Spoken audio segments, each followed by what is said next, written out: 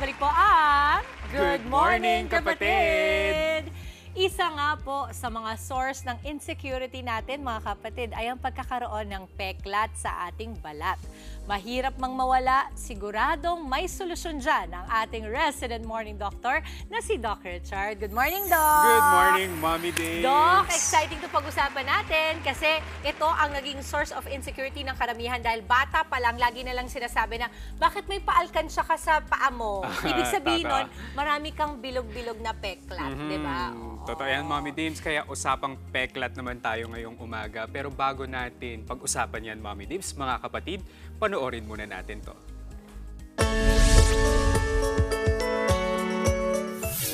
Nagsimula lang daw sa maliliit na butlig ang mga peklat sa binti ng 65 anyos na si Ursulina.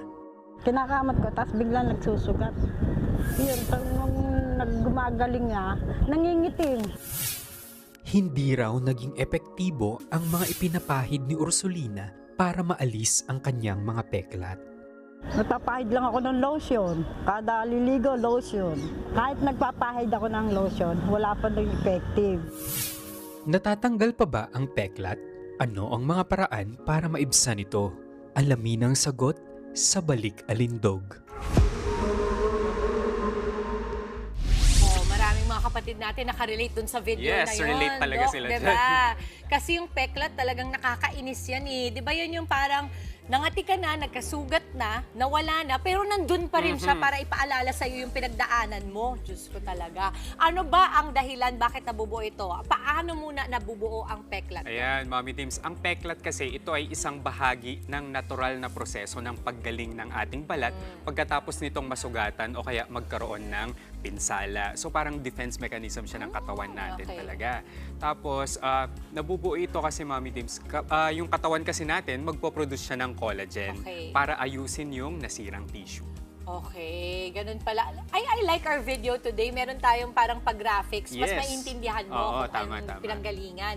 Ito po, ano ba ang sanhi or kadalasang sanhi nitong peklat? Ayan, marami talagang sanhi ang pagkakaroon ng peklat, Mommy Dims. Unang-una na dyan yung pisikal na pinsala. So, ang mga halimbawa nito yung kapag ikaw ay nahiwa, nagasgasan, o kaya ikaw ay napaso.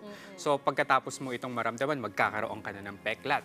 Pangalawa, yung mga impeksyon, kagaya ng acne, o kaya yung pagkakaroon ng pigsa.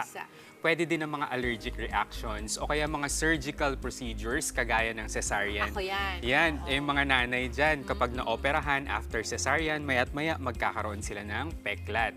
Tapos eto din yung mga hindi tamang pangangalaga ng sugat kagaya ng pagkamot dito. Ayun. Ang kati-kati pa man din. Makati talaga yan. Minsan parang iniisip mo na lang na makati siya kasi nga nakikita mo, di ba, Doc? Eto, may iba't ibang uri ba ang peklat? Ayan, marami tayong mga uri ng peklat, Mommy Dims. Unang-una na dyan ay yung mga flat o kaya maputlang peklat.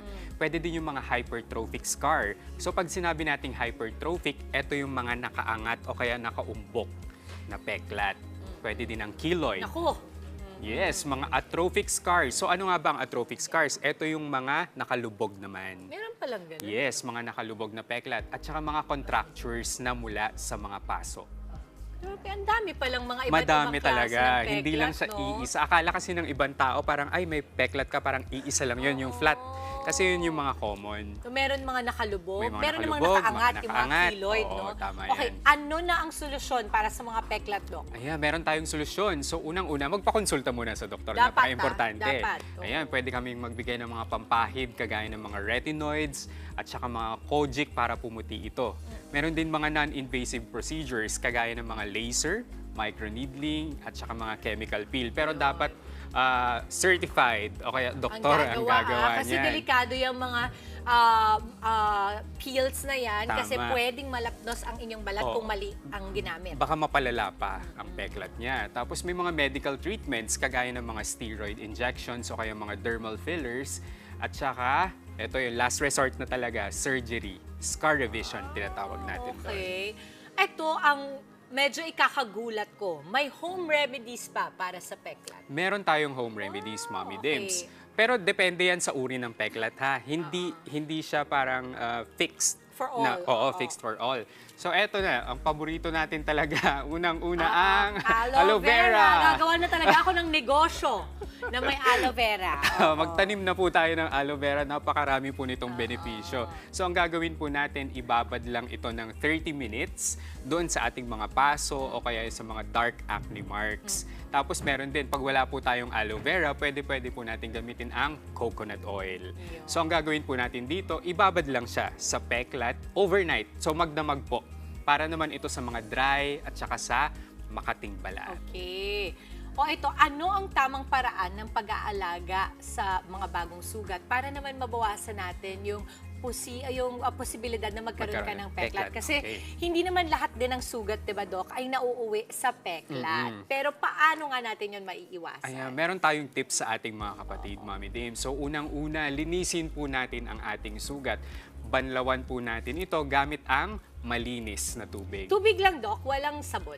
Okay na rin, Mami Dims, na may sabon basta may antibacterial properties Okay, ito. alright. Pero maganda rin na tubig lang muna. Huwag po natin itong kakamutin o pisilin ang sugat. Protektahan po natin ang ating sugat mula sa araw. Pwede tayong gumamit, Mami Dims, ng sunscreen. On top of the sugat. Okay. SPF 30, lalong-lalo na paglalabas ng bahay. Okay. Pwede din po tayong gumamit ng steroid creams kapag inirekomenda lamang ng doktor. Ayun. Ay, ang galing talaga, Doc. Ako talaga, na-enjoy ko talaga yung mga pa-tips natin kasi napaka-practical. Ito yung mga bagay na nakikita natin sa araw-araw, hindi ba? Nasa bakuran lang natin yung mga yan, mga Tama. aloe vera. Oo, aloe vera talagang pinaka-favorite ko siya. Doc, maraming salamat. At dagdag ko lang sa mga kapatid po natin, ito naman hindi doktor yung nanay ko at lola ko, pero lagi lang sinasabi na always prevention is better than cure, Tama, di ba, Doc? totoo yan. So kung ang balat mo ay peklatin, ang lagi niyang ginagawa ay sabi to increase daw ang elasticity. At ang ginagawa ng nanay ko at lola ko ay nagpapahid ng langis. Langis. Oh, Sa katawan. Pwede yan, Mami Dims. Totoo para, talaga yan. Para kahit magkasugat ka, may extra barrier daw. Tama ba, Doc? Oo, and magiging moisturized din yung balat niya kapag naglagay so hindi siya ng madaling langis. masugatan. Tama, Oo. tama. Thank you so much, Doc. Abangan pa natin ang iba pang mga tips ni Doc sa ating Balik Alindog. Mga kapatid, Dimples Romana po, kumpletuhin ang inyong umaga ng mga kwentong puno ng inspirasyon. Salubungin po ang bawat araw ng may ngiti at pag-asa. Kaya't mag-subscribe na po at mag-follow na sa aming social media pages ng News 5.